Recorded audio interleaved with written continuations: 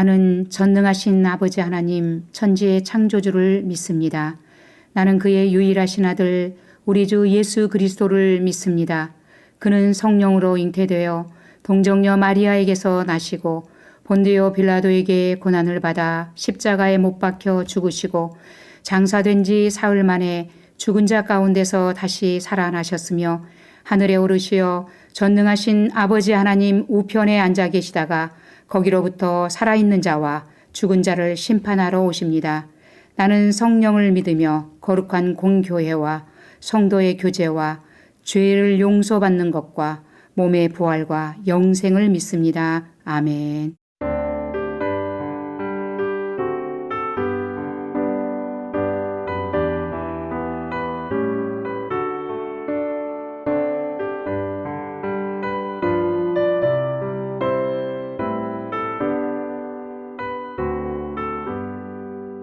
나의 영원하신 기여 생명보다 귀하다.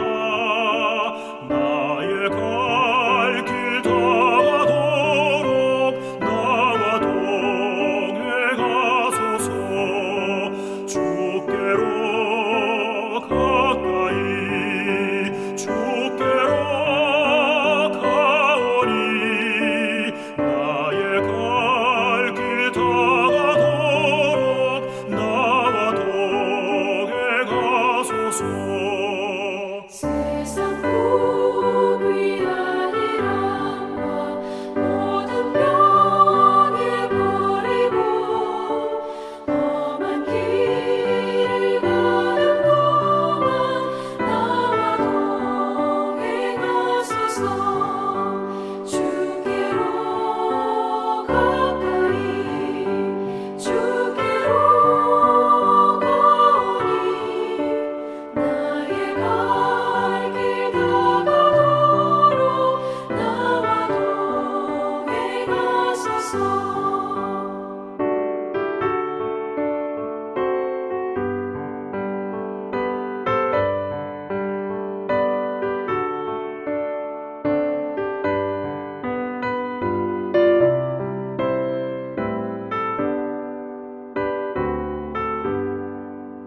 어둠 몰짝 지나가며 험한 바다 건너서 전문 문에 이르도록 나와 동행하소서.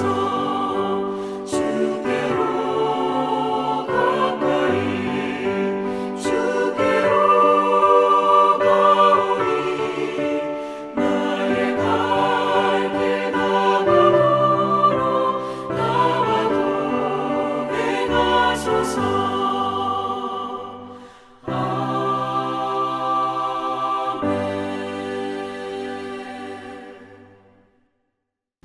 오늘 이 아침 우리에게 주시는 하나님의 말씀은 신약성경 에베소서 5장입니다.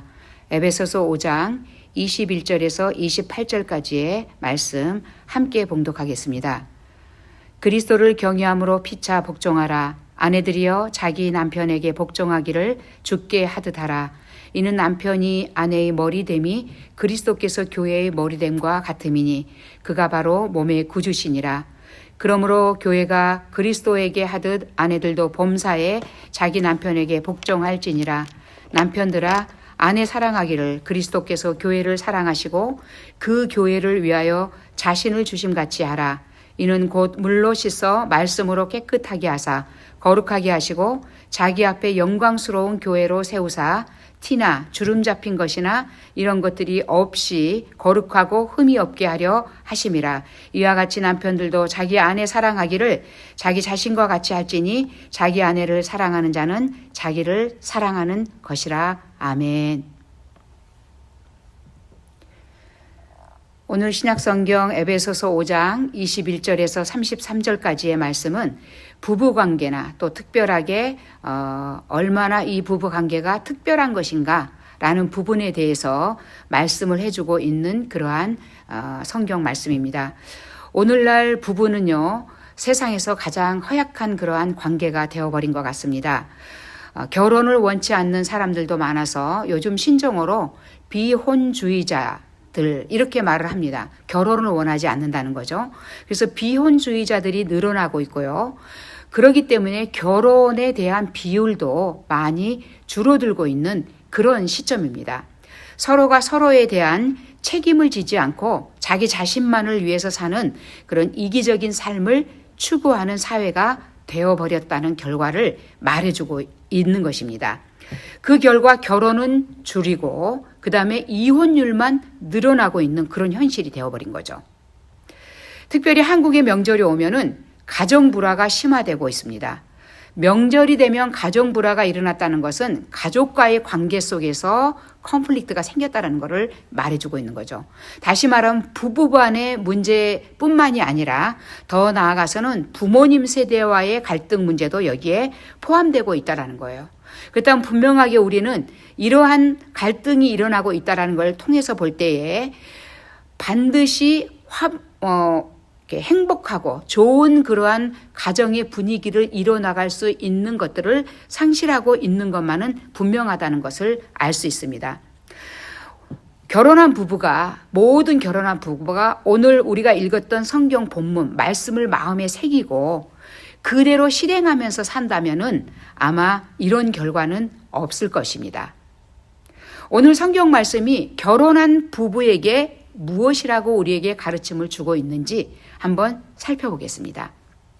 오늘 21절을 보면은요, 서로 피차에 복종하라 이렇게 말합니다.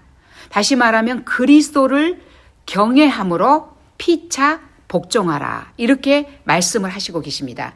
이 복종이라는 단어에는요, 이거는 명령이죠.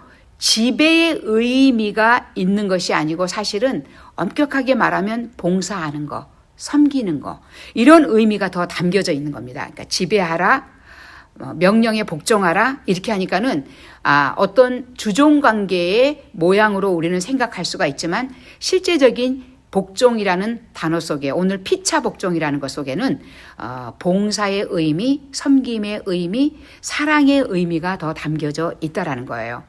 그리스도인은 서로에게, 부부가 서로에게 책임이 있다는 것을 강조하고 있는 그러한 말씀입니다. 본문에서요, 피차 상대방에게 복종한다는 것은 상대방의 권위에 눌려가지고 마지 못해가지고 어쩔 수 없이 순종하는, 복종하는 그런 관계가 아니라 내가 자원하여서 스스로 자발적으로 자기 자신을 상대보다 낮추고 그리고 상대를 존경하면서 높여서 섬긴다라는 의미가 담겨져 있는 겁니다. 그리스도인이라면은 아내와 남편, 자녀와 부모, 그리고 종과 주인 이런 어떤 상황에서든 간에 사랑의 관계가 분명하게 드러나야 된다라는 것을 오늘 이 말씀 속에서 분명하게 알 수 있습니다. 성경 본문을 보면 오늘 21절에 22절이죠. 아내들아 자기 남편에게 복종하기를 주께 하듯 하라 이렇게 말씀합니다. 21절에서 상호 순종이 이제는 강조를 했었죠. 서로 간에 순종하고 복종하라. 그런데 오늘 22절에서는 남편에 대한 아내의 순종에 대해서 권면을 하고 있다라는 거예요. 남편에 대한 아내의 순종은요, 이 성경이 쓰여지고 있던 고대 사회에서는 사회적인 질서였습니다. 실제적으로 그렇게 삶을 사는 문화적인 그런 부분이었다는 거예요. 유대인의 사회 또는 헬라인의 사회, 로마인의 사회에서는 아내의 권리가 없었어요. 그렇기 때문에 로마에서는 비교적 높은 법적 위치를 가지고 있는 것이 남편이었다라는 겁니다. 실제적으로. 그래서 공공사회에서 지위가 여성에게는 없었습니다.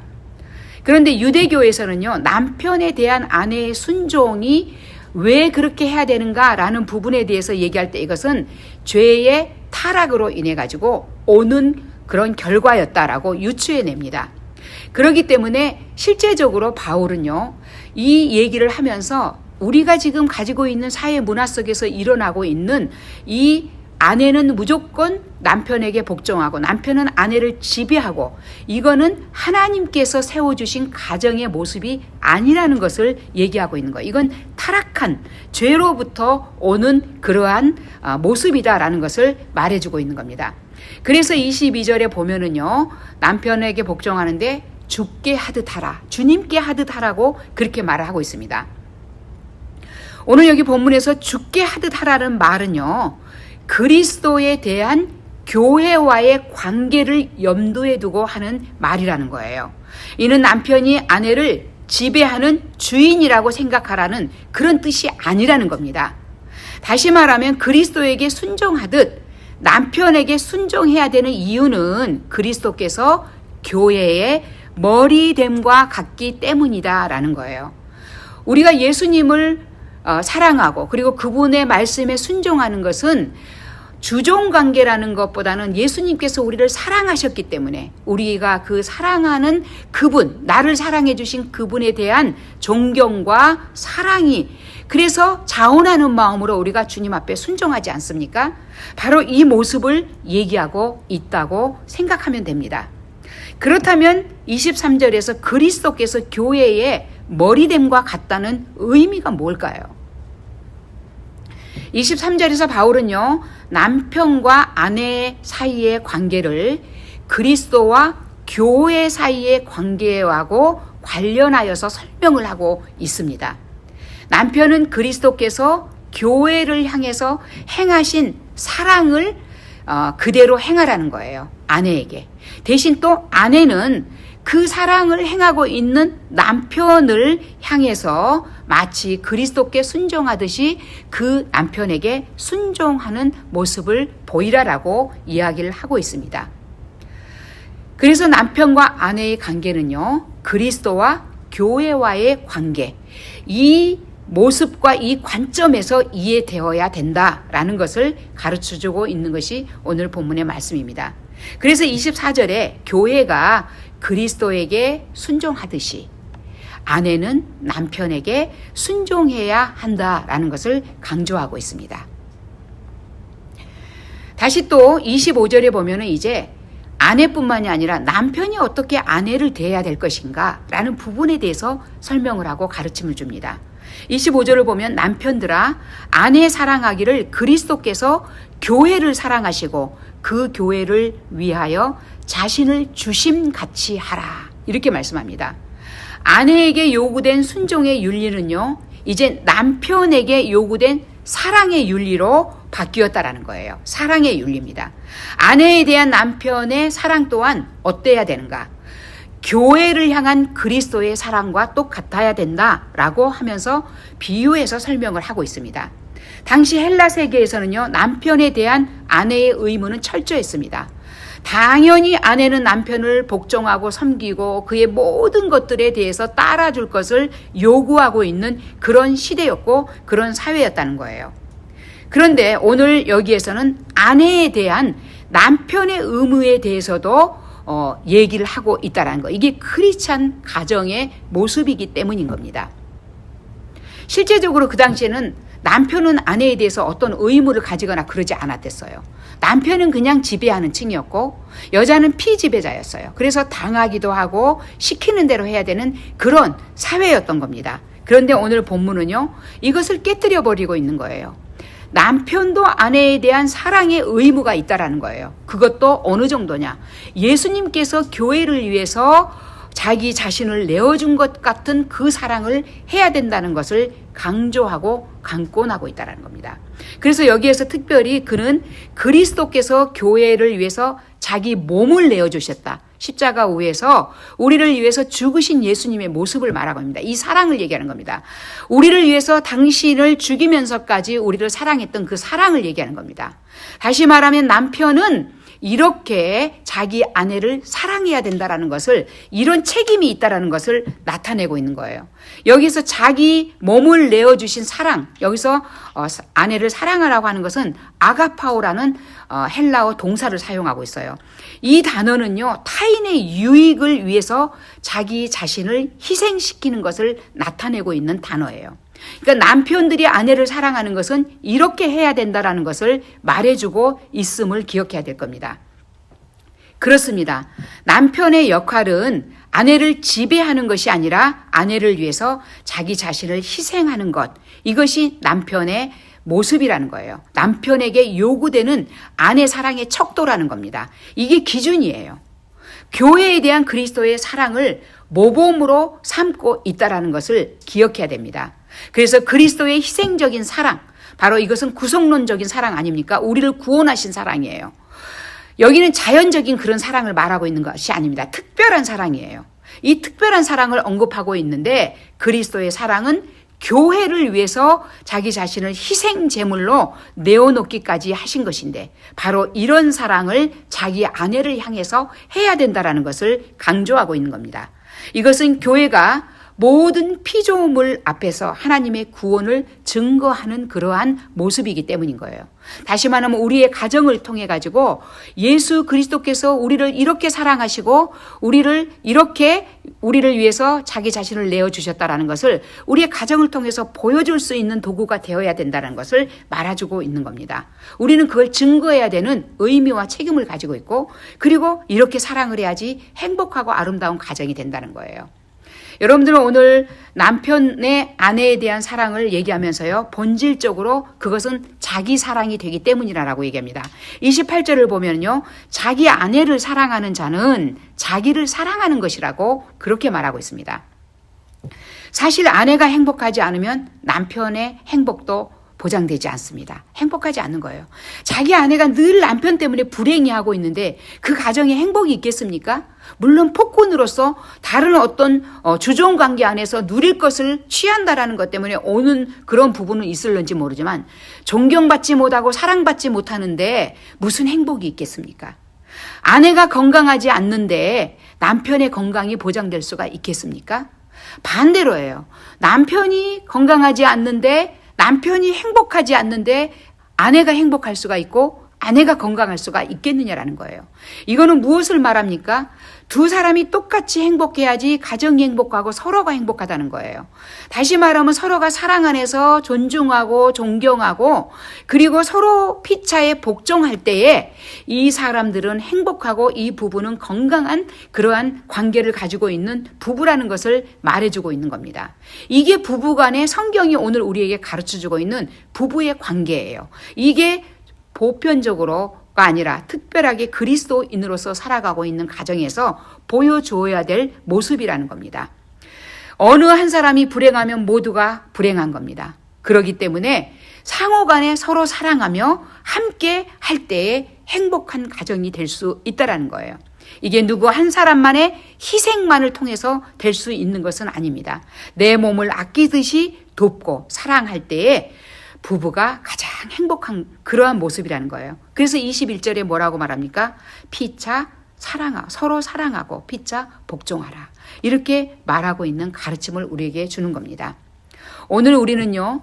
앞에서 말했듯이 이제는 결혼을 하지 않으려고 하는 가정이 많이 있고 젊은이들이 많이 있습니다. 또 가정에서 서로가 화합하지 못하고 불행하고 이렇게 이혼율이 늘어나고 있는 것도 보게 됩니다. 이제 이것은 부부간의 문제도 있지만 서로 가족 간의 문제예요. 여기 오늘 참석해서 예배하고 있는 우리 모두의 가정. 그 안에서 나는 남편으로서의, 나는 아내로서의 역할을 제대로 감당하면서 화목하고 행복한 가정을 이루어야 됩니다. 그러나 우리뿐만이 아니에요. 우리의 자녀들에게도 이 모습을 보여줘야 되고 그래서 결혼에 대한 로망을 가질 수 있고 나도 저런 모습으로 가정을 이루어야 되겠다는 것을 보여줄 수 있어야 되는 거예요. 그리고 더 나아가서는 그 아이들이 이렇게 살아갈 수 있도록 도와줘야지 자녀의 의무와 며느리의 의무와 사위의 의무를 강조함으로 말미암아서 그 안에 균형이 깨지게 만들어버리는 것은 결국은 자녀들의 삶을 불행하게 만들고 있다는 사실입니다. 그러므로 오늘 우리는 이 말씀을 묵상하면서 나도 이 말씀대로 아내의 의무와 책임이 있고 남편으로서의 의무와 책임이 있는 것을 기억하여 이것을 지키면서 서로를 사랑하고 행복하고 다복한 가정을 이룰 뿐만이 아니라 더 나아가서 우리의 자녀들도 이런 가정을 이룰 수 있도록 도와주고 하나님의 말씀으로 이런 올바른 가정이 무엇인가를 알게 하고 그리고 우리의 요구를 하지 않음으로 말미암아서 그들이 이렇게 행복하게 살아갈 수 있는 아름다운 부부의 모습을 가질 수 있도록 도와야 될 겁니다. 오늘 이 말씀을 묵상하면서 우리는 정말 이러한 행복이 있고 평화가 있는 가정을 이루어 나감으로 가장 행복하고 복된 가정을 이룰 수 있는 그런 아름다운 가정이 될 수 있기를 주님의 이름으로 축복합니다. 기도하겠습니다. 하나님 감사합니다. 오늘 말씀을 통해서 우리가 행복한 가정을 이룰 수 있는 길을 가르쳐 주시니 감사합니다. 아내는 남편을 사랑하고 복종하며 또 남편은 아내를 희생하면서 자기의 생명을 다하여서 사랑할 수 있는 이런 아름다운 부부관계, 예수님과 교회의 관계와 같은 아름다운 가정을 이루어 나갈 수 있도록 인도하여 주옵소서. 예수님의 이름으로 기도하옵나이다. 아멘. 하늘에 계신 우리 아버지, 아버지의 이름을 거룩하게 하시며 아버지의 나라가 오게 하시며 아버지의 뜻이 하늘에서와 같이 땅에서도 이루어지게 하소서. 오늘 우리에게 일용할 양식을 주시고 우리가 우리에게 잘못한 사람을 용서하여 준 것 같이 우리 죄를 용서하여 주시고 우리를 시험에 빠지지 않게 하시고 악에서 구하소서. 나라와 권능과 영광이 영원히 아버지의 것입니다. 아멘.